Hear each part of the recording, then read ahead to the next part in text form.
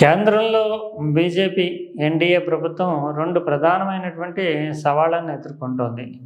2029 నాటికి పరిస్థితులు ఎలా ఉంటాయో రాజకీయంగా తెలియకపోయినప్పటికీ ఇప్పటికే నరేంద్ర మోడీ 3 విధానాల ద్వారా ప్రతిపక్షాలకి మాస్టర్ స్ట్రోక్ ఇవ్వడానికి ప్రయత్నించారు. పొలిటికల్గా ఇది ఒక పెద్ద టూల్ కాబోతుంది. ఒకటి, జమిలీ ఎన్నికలు. ఎక్కువ సంఖ్యలో ఉండేటటువంటి రాష్ట్రాలు కేంద్రంలో లోక్సభ ఎన్నికలు కలిపి ఒకేసారి తీసుకురావాలి. జాతీయ ప్రాధాన్యమైనటువంటి అంశంగా ఎన్నికలు ఎప్పుడైతే మారాయో ఖచ్చితంగా అడ్వాంటేజ్ బీజేపీ ఉంటుంది అనే అంచనాతోటి జమిలీ ఎన్నికలు. మరోవైపు నియోజకవర్గాల పునర్విభజన ద్వారా ఇప్పుడున్నటువంటి 543ని 816 నియోజకవర్గాలు చేయడము, దాని ద్వారా డీలిమిటేషన్లో భాగంగా అనేక నియోజకవర్గాల రూపురేఖలు మారుతాయి. కొంతమేరకు ఈ సంఖ్యాపరమైనటువంటి కొత్త అభ్యర్థులకి అవకాశం వస్తుంది. 3, మహిళలకు రిజర్వేషన్ కూడా దీంట్లోనే 1/3 మహిళల రిజర్వేషన్ కూడా కలిపేసేసి ఈ పద్ధతిలోనే 2029 నాటికే పూర్తి చేసి ఎన్నికలకు వెళ్ళాలనేటటువంటిది. దీనివల్ల మహిళా ఓటర్లని ఆకట్టుకోవడానికి, మహిళలకు సంబంధించినటువంటి దీర్ఘకాల డిమాండ్ని నెరవేర్చడానికి ఆస్కారం ఉంటుంది. డీలిమిటేషన్ ద్వారా జనాభా సంఖ్యకి అనుగుణంగా కొంతమేరకు రాష్ట్రాల వారీగా సీట్లు పెంచడానికి వల్ల కొంత కొత్త ఔత్సాహికులకి అవకాశం లభిస్తుంది.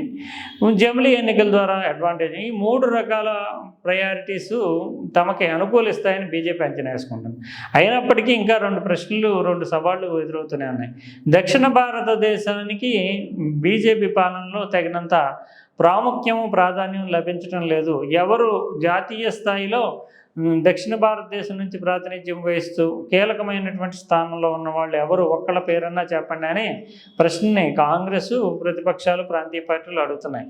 అయితే రాధాకృష్ణ లాంటి వాళ్ళు ఉపరాష్ట్రపతి స్థానంలో ఉన్నప్పటికీ అది పూర్తిగా పొలిటికల్ పోస్ట్ కాదు. ఉపరాష్ట్రపతి అనేది రాజ్యసభ చైర్మన్గా ఉంటారు. అది నిజానికి ఒక మధ్యవర్తి పాత్ర లాంటిదే తప్ప అత్యున్నతమైనటువంటి రాజ్యాంగ స్థానం అయినప్పటికీ పొలిటికల్ డెసిషన్స్లో పెద్దగా పాత్ర ఏమీ ఉండదు ఉపరాష్ట్రపతికి. ఇక నిర్మలా సీతారామన్ మాత్రమే ఇక్కడ నుంచి కేంద్ర కేబినెట్లో కీలకమైనటువంటి నాయకురాలుగా ఉన్నారు. ఆర్థిక శాఖ అంటే ఉన్నతంగా 5-6 శాఖలను చెప్తూ ఉంటారు. డిఫెన్సు, విదేశీ వ్యవహారాలు, ఆర్థిక శాఖ, ఇటువంటి 4-5 శాఖలు మాత్రమే కీలకమైన. హోమ్ మినిస్ట్రీ, ఈ 4-5 శాఖల్ని కేంద్రంలో చాలా కీలకమైన శాఖలుగా భావిస్తారు.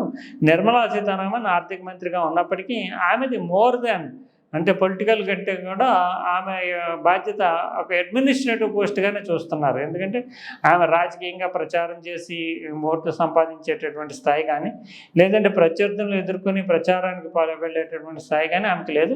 కేవలం ఆమెకు ఉండే నాలెడ్జ్ని వినియోగించుకుంటూ ఆర్థిక శాఖలో కొనసాగిస్తున్నారు తప్ప మంత్రిగా ఒకవైపు రాజకీయాన్ని, మరోవైపు అడ్మినిస్ట్రేషన్ని చూసే పరిస్థితి ఆమెకు లేదు. కాబట్టి నిర్మలా సీతారామన్ని దక్షిణాది నుంచి ప్రాతినిధ్యం వహిస్తున్న పెద్ద నాయకురాలు అనుకునేటటువంటి అవకాశం లేదు.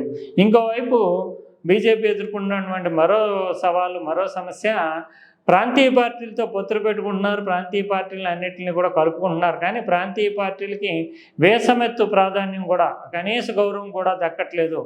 ప్రాంతీయ పార్టీలకి సముచితమైనటువంటి స్థానం ఇవ్వటం లేదు. వాళ్ళు వాడుకుంటున్నారు తప్ప అనే విమర్శ. దక్షిణాది నుంచి పెద్ద నాయకులు లేరు అనేది ఒక విమర్శ. మళ్ళీ ప్రాంతీయ పార్టీలని వాడుకుంటున్నారు తప్ప వాళ్ళకి సముచితమైనటువంటి గౌరవం ఇవ్వటం లేదనేది ఒక విమర్శ ఉంది.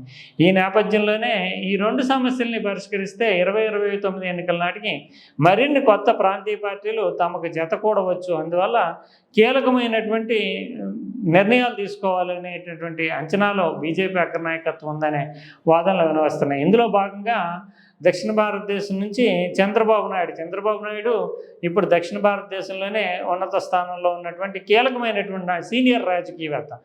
ఆయన్ని కేంద్రంలో తీసుకుని ఉప ప్రధానిగా పదవిస్తే కనుక ప్రాంతీయ పార్టీ నాయకునికి, అందులోని బీజేపీకి అనుసంధానంగా ఉన్నటువంటి ఎన్డీఏ భాగస్వామికి సముచిత ప్రాధాన్యం ఇస్తున్నాం అనేటటువంటి భావన వస్తుంది.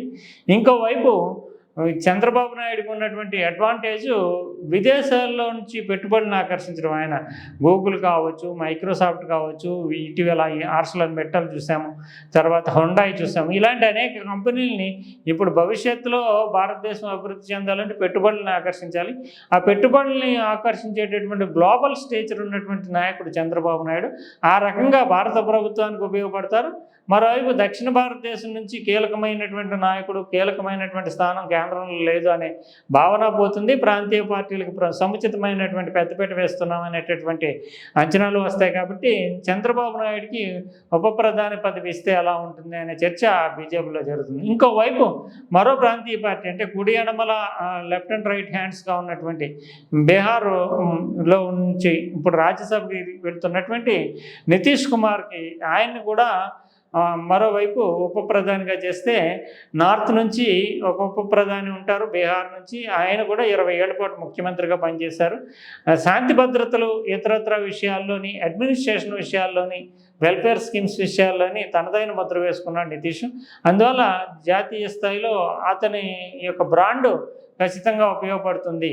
అందువల్ల చంద్రబాబు నాయుడు ఒకవైపు గ్లోబల్ ఇన్వెస్ట్మెంట్స్ని ఆకర్షించడానికి, దక్షిణ భారతదేశానికి పెద్దపీట వేస్తున్నామనే భావన, రాజకీయ పెర్సెప్షన్ కల్పించడానికి చంద్రబాబు నాయుడు ఒకవైపు, నితీష్ అంటే ప్రాంతీయ పార్టీలను వాడుకొని వదిలేయడం అనేది ఉండదు. ప్రాంతీయ పార్టీలో అగ్రనాయకుల్ని కేంద్ర స్థాయిలో కీలక స్థానాల్లో కూర్చోబెడతామనేటటువంటి వాదనకి బలం చేకూర్చే విధంగా నితీష్ కుమార్కి మరో ఉప ప్రధాని పదవి ఇచ్చి చెరువైపులా కుడి ఎడమలుగా తనకి ఉంచుకోవచ్చు నరేంద్ర మోడీ. దీనివల్ల సముచితమైనటువంటి ప్రాధాన్యం అందరికీ లభించింది అనే ఉద్దేశంతో 2029 ఎన్నికలకు ఈజీగా వెళ్ళొచ్చు అనే భావన ఉంది. అదే సమయంలో ఆంధ్రప్రదేశ్లో రాజకీయ పరిస్థితులు కూడా, ఆంధ్రప్రదేశ్లో చంద్రబాబు నాయుడు ఒకవేళ ఢిల్లీకి వెళ్లాల్సి వస్తే కనుక ఇప్పటికీ నారా లోకేష్ రెడీగానే ఉన్నప్పటికీ పవన్ కళ్యాణ్ ఎంత మేరకు సర్దుకుంటాడు అనేటటువంటి అంశంలో సందేహాలు, అనుమానాలు ఉన్నాయి. అయితే పవన్ కళ్యాణ్ కూడా కేంద్రంలో కేబినెట్ మంత్రిగా తీసుకుంటారు. ఆయన కేవలం ఆంధ్రప్రదేశ్కే పరిమితం కాకుండా ఈ 2 ఏళ్లలో ఒక అంత అనుభవం సంపాదించాడు. ఈ పరిధి అంటే ఇక్కడ నుంచి క్యాబినెట్ కేంద్రంలోకి వెళ్ళేటప్పుడు మరో 1 ఇయర్ 1.5 ఇయర్ పట్టచ్చు.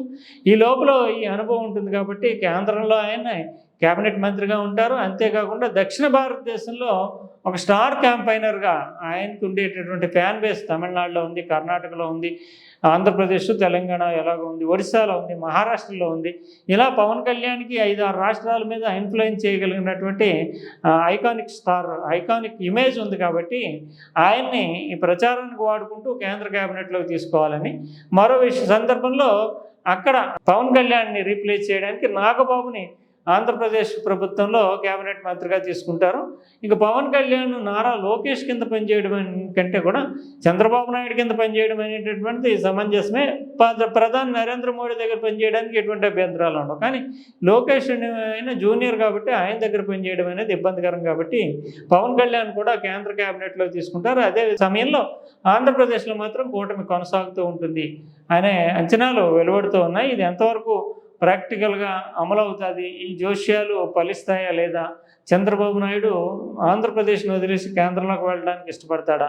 ఆంధ్రప్రదేశ్లో ఎలాగో వారసుడు రెడీ అయి ఉన్నాడు కాబట్టి కేంద్రంలో కూడా ఉంటే ఆంధ్రప్రదేశ్కి సంబంధించినటువంటి పనులు చేసుకోవచ్చు.